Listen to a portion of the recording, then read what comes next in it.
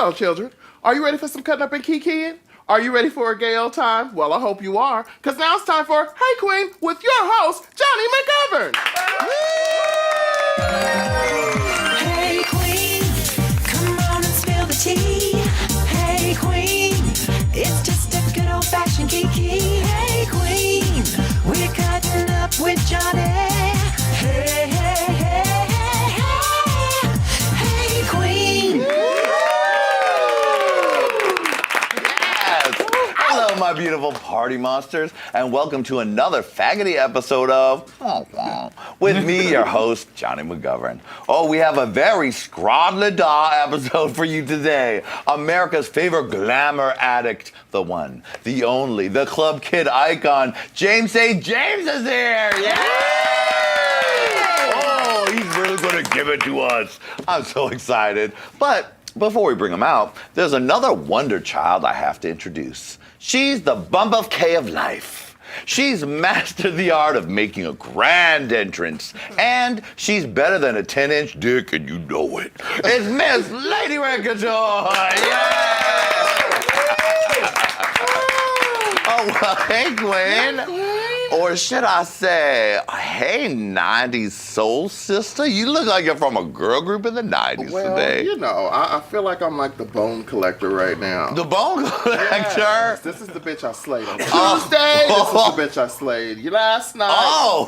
No, I'm kidding. The bone collector. The bone collector. You took my nice, innocent 90s girl group lady, and you were like, let me just add murder. Well, Let me add some murder in there, and that... Everything tastes better with murder, baby. listen, ain't nothing wrong with killing a couple of crows, because you know what they call more than one crow? A murder. Oh, yeah, murder of crows. And you knew you were going to get a vocabulary lesson today, but you did.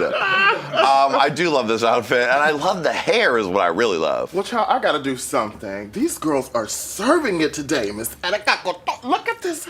Well, speaking Oh of my which, God. our guest band leader is still in the house. Adam Joseph is on tour in Yes. Europe, Europing around, playing in bathhouses, singing into penises. And of course, we needed someone to take his place. Now, she doesn't know how to play any instruments, but that doesn't matter. She looks good. It's Miss Erica Audience and the Wake Up Wig. James, St. James. James, St. James. James, St. James. James, St. James. James, St. James. Oh Lord. Oh, my goodness. I got to it finally. You know what the thing is? Whoa! The Wake Up Wig won't stop. Oh, they won't stop. They just keep going and going. And going and going and going. They're good. They're so good that they don't ever want to stop wigging. They never want to stop wigging. The wigs that never stopped wigging. I think that's the name of your new TV movie coming out. I think it The should be. wigs that never stopped wigging. Oh my goodness. NBC Sunday family movie starring Erica Aviance and the Wake Up Wigs. Oh my goodness. You know what's great about you? You're like a lyrical genius. The lyrics of that song were so good. Thank you.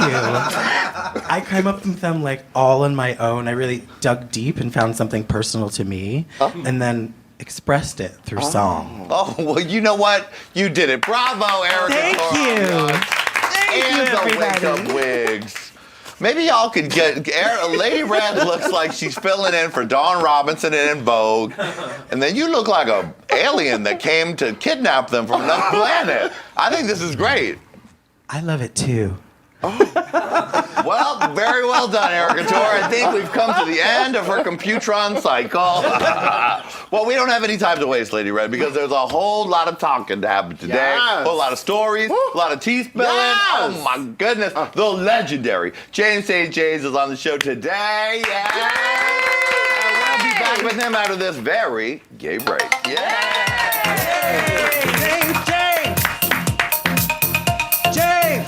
St. James. Hey Qween. What's up, everybody? It's Johnny. And Lady Red. Breaking into your regularly scheduled program to let you know about an amazing show we have coming up in San Francisco. Yes. We're going to Mother Heklina's fantastic Oasis nightclub. Goodness. Saturday night, we'll be hosting the front room at Mother. I'll be DJing, Lady Red performing, and we're going to have a key. And then the next night, we'll be debuting our brand new cabaret show. Oh, Called my goodness. Work Queen. Because we say hey on TV, but when we hit the stage, we work. It's gonna be music, Fun. comedy. All kind of stuff. It's gonna be incredible. Make sure you check it out, and you can get tickets right here. Go get them, See you there. We'll be there. Be there both nights. Why don't you? Why don't you? Why don't you? Yeah. Work Queen coming to Oasis June 11th and 12th. Work. Hey, Qween.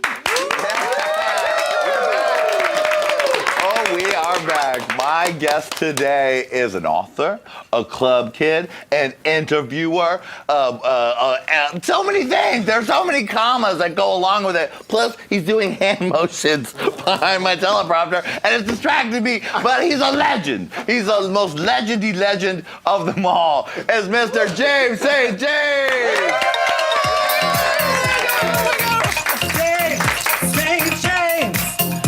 Oh.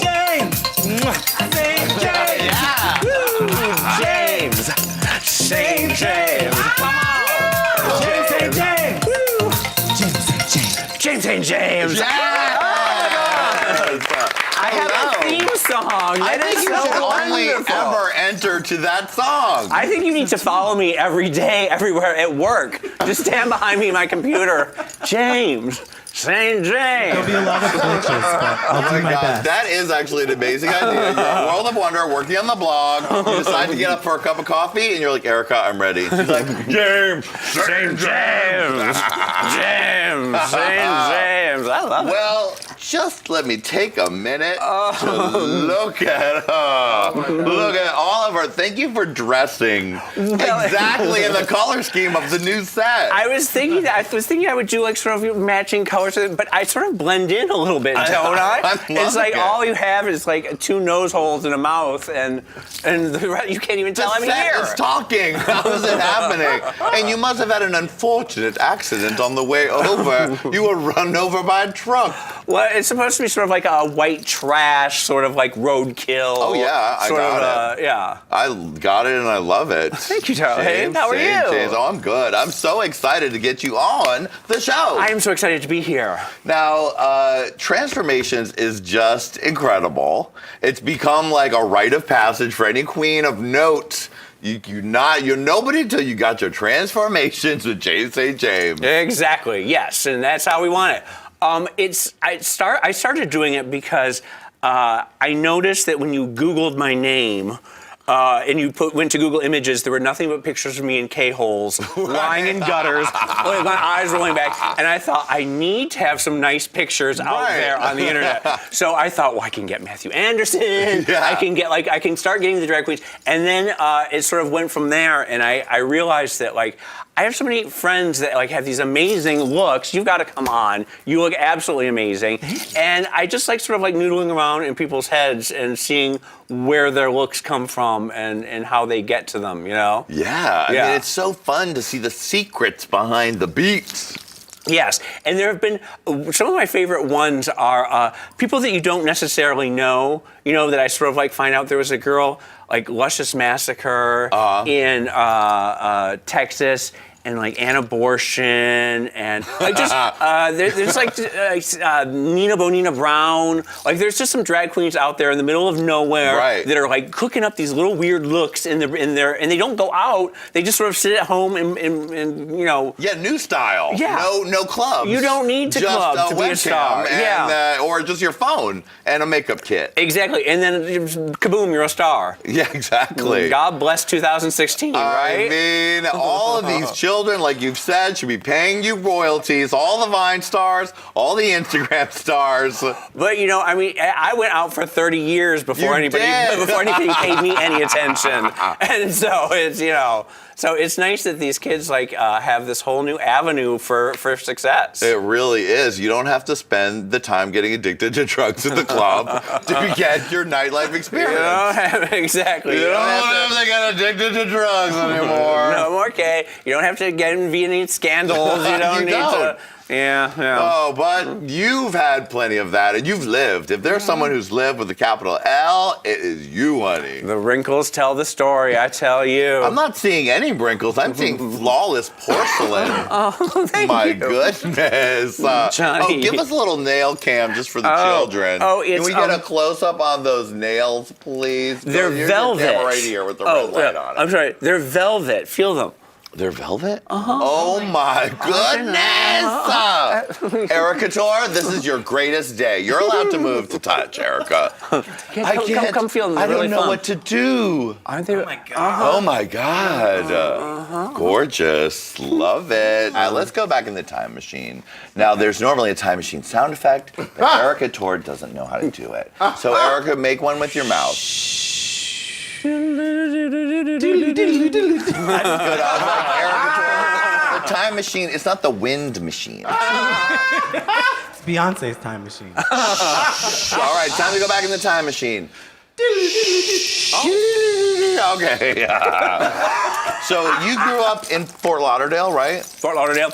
Well, Dad was in Fort Lauderdale, Mother was in Michigan, and I sort of went back and forth between the two. Oh, okay. And your growing up was a lot like Billy Bloom in Freak Show, where you were very different. Yes.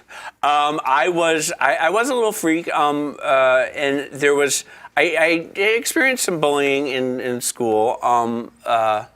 Yeah, it was sort of hard. I remember I found a copy of Andy Warhol's book Popism in ninth grade. Yeah. And it opened up so many doors in my mind, and I remember just thinking that somewhere out there was my tribe, that somewhere out there were freaks like me, and all I had to do was get to them. I just had to get to New York. And so every day I carried the book with me, and I just looked at it all the time, and I remember I made plans like who I was going to meet, where I was going to live, what clubs I was going to go to, what restaurants I was going to. Right. I had little notes of everything, and I just it was just. That's how I got through it. I remember it was like I had a plan. I was going to get out. I was going to find my tribe. I was going to be with my people, and that's what sort of got me through. Yeah. And then I moved to New York. All right, in '84. So you went straight from Fort Lauderdale after high school? Yeah, to New York? I went to go to New York. I was at NYU studying experimental theater. Right. And a very useful degree for a professional. Don't I know it? I also studied theater. Okay. I didn't last very long because I wanted to be a performance artist. That was my goal. Right. And I soon realized that I could get just as much attention standing at a club that I ever could go, spending 4 years at school and learning to shove yams up my ass. Exactly. So I got there. I started going out in. I don't know how much we're going into. I want to go deep, honey. And let's start with this. Okay. New York, 1984. It's if you are a younger person who visited New York, you saw it was nice in Times Square, and then we went and got sundaes, and it was different, honey. New York 1984, please paint the picture. New York in 1984, especially the East Village in 1984, there were large expanses of just fields and tenement slums and empty buildings. There's no empty fields anymore in New York City anywhere. But there were entire blocks that there was bombed out. There was nothing there. You had to take a tank to go to some of the clubs down there. I mean, it was rough. But it was a time when there was a lot of new ideas that were in the air. the 80s were, I mean, just, it was more colorful. It was just bigger. It was more fabulous. It was louder. It was, you know, conspicuous consumption, excess. Right. Everyone was doing, they had tons of money, or people were doing drugs, or money was in New York. Not everyone had the money, but you could sneak your way into the clubs. But you could also be poor at that time in New York. Yeah. Like in a way that you can't be poor there now. Oh my God, there's something funny. Eric and I used to talk about how we were able to be very poor in New York, but for some reason live a glamorous lifestyle. It's not possible anymore. No, because you know there were times when I was really, really broke, and I would go to gallery openings and eat like the crudités. That would be dinner. You know, I would eat hors d'oeuvres, and then I would go to like dinner parties, and then I would like there was never a dearth of opportunity for you to fill up on champagne and cocktail. Lady Red, I'd like to see you back in the day going to those parties, eating hors d'oeuvres, eating them all up. I like hors d'oeuvres. I bet you do. It was also a time when, like, you know, Andy Warhol was still going around. Right, and all the factory stars were still kicking it. There was still, like, you know, I remember seeing Greta Garbo walking down the street one time.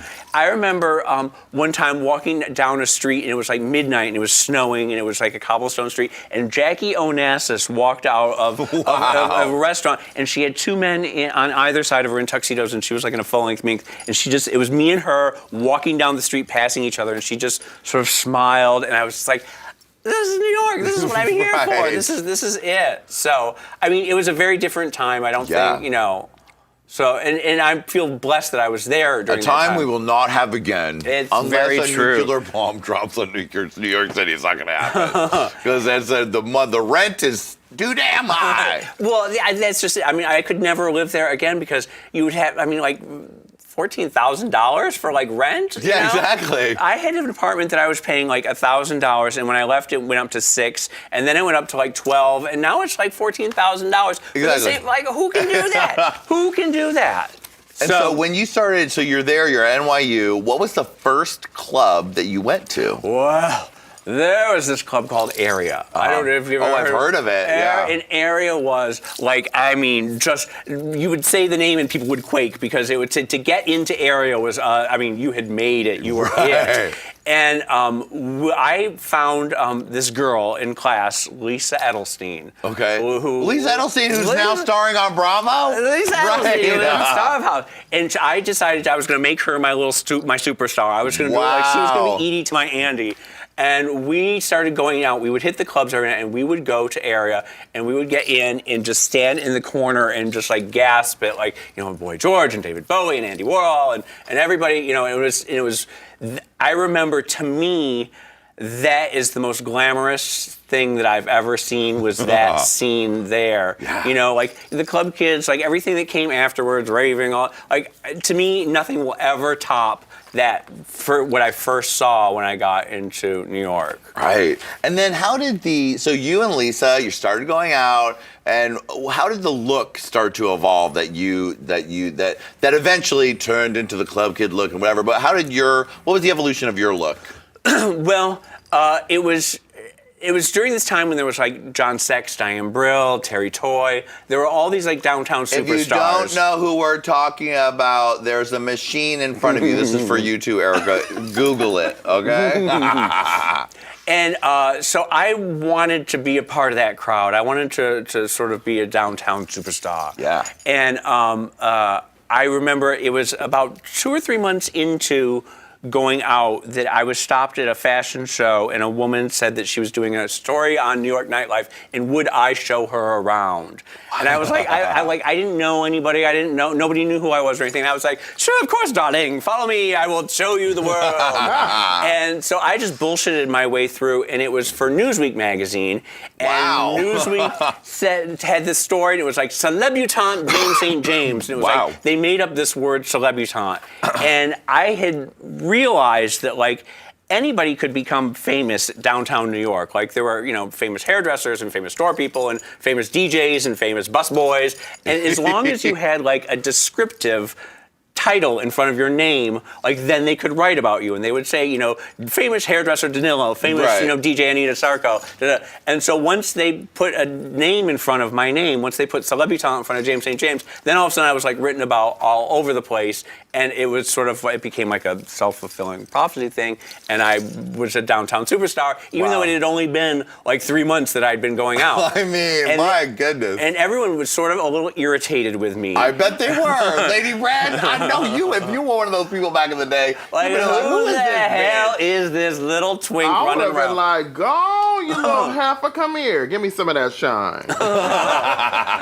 And so then I started I was invited on to Oprah and invited on to did a bunch of like shows. So that happened before the Limelight universe started to begin. This is pre-Club Kid So era. pre-Club Kid era, that's when you started I was to go. the it boy. I was Celebrity Talent James St. James. Yes. And I was dressing, sort of perfecting my look then, doing like sort of just like kooky, wacky, looks. Conflama on conflama? Conflama eleganza with Conflama with a little elegance. with the crinolines and the big headpieces and everything like that. And Erica Tor, I hope you know you're in the presence of your mother. So in 1987, I guess we're up to. Right. That's when Andy died. That's when Okay. Andy Warhol died. Yeah. And when that happened, there was like this death of downtown is what they called it. And it was sort of like at that point, Andy was the person who sort of united all the different factions of New York. There was uptown, downtown, Broadway, Right, because he was the ultimate curator, brought all those stars Yes. and created stars. And he was the only person who could like move between all those scenes with ease. And so when that happened, it seemed like New York sort of like fractured and everybody went their own different ways. And the people downtown, it sort of seemed like the party was over for a little while. And a lot of those people wanted to move on and wanted to, take their downtown celebrity and go to Hollywood or something. So there was like a vacuum in the scene, and that's when Michael Alig showed up. And I noticed Michael in the periphery, sort of watching all of us. So lurking. So sort of lurking in the darkness, watching Michael Musto and me, Interesting. and seeing Diane Brill and everybody how they were sort of doing what they were doing. And then when Warhol died, Michael had a party at the Tunnel, and that sort of became the de facto place to be. Right. And Michael sort of used that vacuum to sort of promote himself. And there was a New York Magazine article that put him on the cover March 87, I think. And it said Club Kids. And until that time, they weren't called Club Kids. They were just the Tunnel Kids. Right. But it's that thing, like I said, about how like once you have a description in front of your name, then all of a sudden you're allowed to become famous. And like once it became Club Kid Michael Alig, then that's when all of a sudden he sort of like exploded. And at first, I was hesitant to be a part of it, but like I said, all my friends were sort of moving on, and I was only 21 years old. Wow. And I wasn't ready to move on. Yeah, yet, you were like, I'm still right in the mix. I know. I'm like, I still wanted to party and play and have fun and everything. So that's when I started falling in with the Club Kids. And I was in love with Keoki. I was in love with Michael Alig's boyfriend. And so the only way I could hang out with him was, oh God, can I say that? Yes, say everything. Well, The only way you could hang out with them was if I started doing a lot of coke with him. Yeah, So, okay. yeah, so I wasn't really doing drugs at that point, but then all of a sudden I was out every night. Yeah, you're like, what better way to spend 8 hours with someone face to face? Exactly, in a bathroom Yeah, stall. the bathroom stall leading to the I had after hours, leading to the 10 a.m., whatever, all the rest. And Michael Alig wasn't doing drugs at the time. Oh. So that was my little alone time with Keoki. Right. It was disgusting. I'm so ashamed. But that and that lasted like 6 to 8 months, whatever. And I would just chase Kyoki around. Little fangirl. It was just the worst. But so that was how I got into the Club Kid scene. And the looks that you were doing beforehand started to get translated. Well, in a bigger that's scale. what I keep saying. That I was there first. I was doing it first. And everybody else was copying me. Exactly. So the entire scene was they were copying me. Well, you're here on Hey Qween and they're not. We can make that a declaration. That's now the truth. That is the. That's the great part of being on the show like this. And then, James St. James started the Club Kids. I was number one. I was there first. You're number one. Yes. You're number one. You're number one. Lady Red. You're number one. Yeah. What? Now, to be fair, though, that there were a lot of really, really creative people in that scene at that time. And the people that came out of it, like when you think of Kabuki and Matthew Anderson of course. and Zaldi, you think of Amanda Lepore. I mean, really? And none of those people, I mean, I'm not taking credit for them because by God, they are all geniuses. They are geniuses. And there were just some really amazing people at that time in that little scene right there. So when did it start? So when did the Limelight Party Monster era truly ignite? You mean when did it sort of start falling apart and get Well, yeah, druggy okay. and- So I guess that's what happened because it got to these amazing heights, and then everybody got really fucked up on drugs, really fucked up, because you're spending hours and hours and hours at a club. It's your job, and what is there to do? Tons of drugs. Well, yes. I left New York in '91. I wanted to see if I could write. I wanted to sort of go away, and I was having like a little coke problem, and so I thought, well, I'll move to South Beach. Like, coke problem. You move to Miami. I don't know what was going on in my head. Yes. But anyway, so I went to Miami for about 2 years. Then I came out to LA for a while, and when I came back to New York in '93, that's when things had started getting a little dark, and that's when I noticed everyone's little coke problem had turned into crack problems and heroin problems, and everybody had sort of taken another step down, and from '93 to '96 is when it got really dark really fast. And that was that was at Limelight, and that was Disco 2000. And if you want to know all the details of what happened, it's in a wonderful book. The book is called Party Monster. Yeah. It's also a film, you might know. So we don't have to dredge it all up again. Needless to say, that shit got dark. Murder. Special K, cutting up bodies. And where were you in relation to what was I wasn't anywhere near it that night. This is like Little Did You Know. This is Murder, She Wrote. Girl. That's our new series, Murder, She Wrote. Girl. Here we are laughing about it, but it's not funny. No, it is not. So that must have been a real scary wake-up call for everybody in that whole scene. You would think so. But not. But it was not. Because just a reason to do more drugs. That's exactly what happened. When that happened, you don't really know how you're going to get out of it or how it's going to shake out, and your first instinct is just to escape into more drugs, which is sort of what everyone did. I knew. Like I said, I left New York, and I was trying to write, and I'd written something, and I thought, maybe I can write. Maybe I can, that will be my way out of this. And I know that Randy and Fenton from World of Wonder came to New York to do a documentary about Club Kids. Right. And they started to film at my house, and they were talking to Michael and Richie and me and Genitalia and a bunch of people. And it wasn't until they started interviewing Michael, and Michael came out with that line about, I killed him, he wasn't a good, like that. And Randy and Fenton looked at each other and realized that this documentary about Club Kids was suddenly a whole different thing. Right. And they realized sort of what was going on. And I remember I took them aside afterwards and I said, I've written this book and I don't really know what to do with it. and I was wondering if maybe like you could help me, because at that time they had done RuPaul, they had done Supermodel, and every drag queen in the world was thinking World of Wonder was their salvation. World of Wonder was going to make them a star. Interestingly enough, it's the same today. And so I remember thinking to myself, they can help. If they helped RuPaul, they can help me. Right. And so they said, well, let's look at it, and we're going back to LA. And then I thought, well, maybe I need to move to LA. And that was my way out. I thought I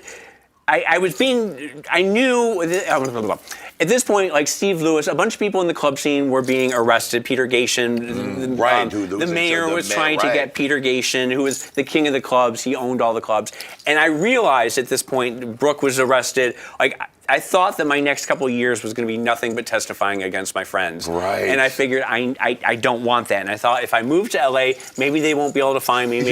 Maybe I'll sort of escape all of that.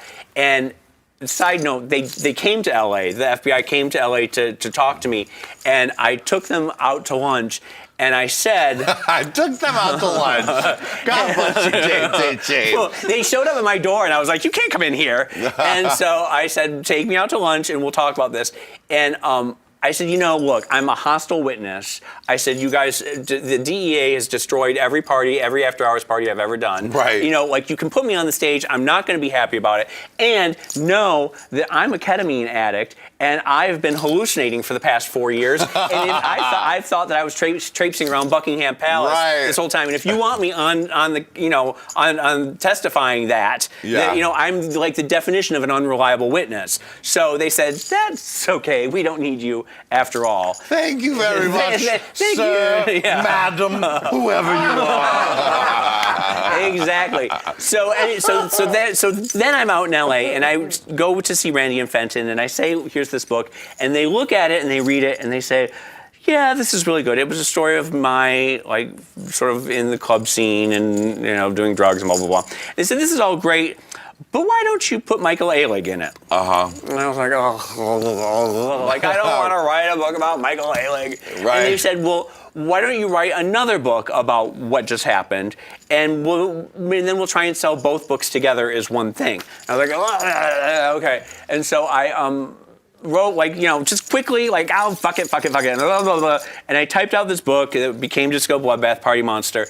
And they sold that and then never sold the other book. Right. And I was like, I don't want anything to do with this book. God damn it, Michael. I don't fucking Michael. I leave to get away from him, and I can't. All I gotta do is write about Michael Alig. So then that happened, and then they made the movie, and I was never able to escape it. Right. And I sort of like came to peace with it at one point and realized that, when I'm 80 years old, people are still going to be wanting to talk about it. Right. And if I really had a problem with it, I'm going to have, it's going to be a problem. Right. It'll be more drama than it's worth just talking about it. Because I'm in line at 7-Eleven, and someone's like, aren't you, tell me about what happened with Michael Alig. My God.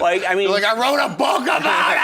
Well, and that's what I thought. I thought at the time, like, I'll write this book, and then if anyone ever asks me, I'll just point to the book and say, just read that, and I'll never have to talk about it again. but not the case. Here we are. So we just did a documentary, a follow-up with Michael, After Party, we're calling it. Right. And that's because we were there when he got out of prison, and Michael had never, been on the internet. He'd never had a cell phone. He didn't, he'd never seen you wrote him a very good letter, letting him know what he had missed and what he should catch up on. Right. So we followed him around for a while to see how he would acclimate to the new world, and that's coming out soon. So hopefully, maybe, who knows. So there's that. Right. Yes. And continuing millions of transformations. And just being legendary takes a lot of work. There she is.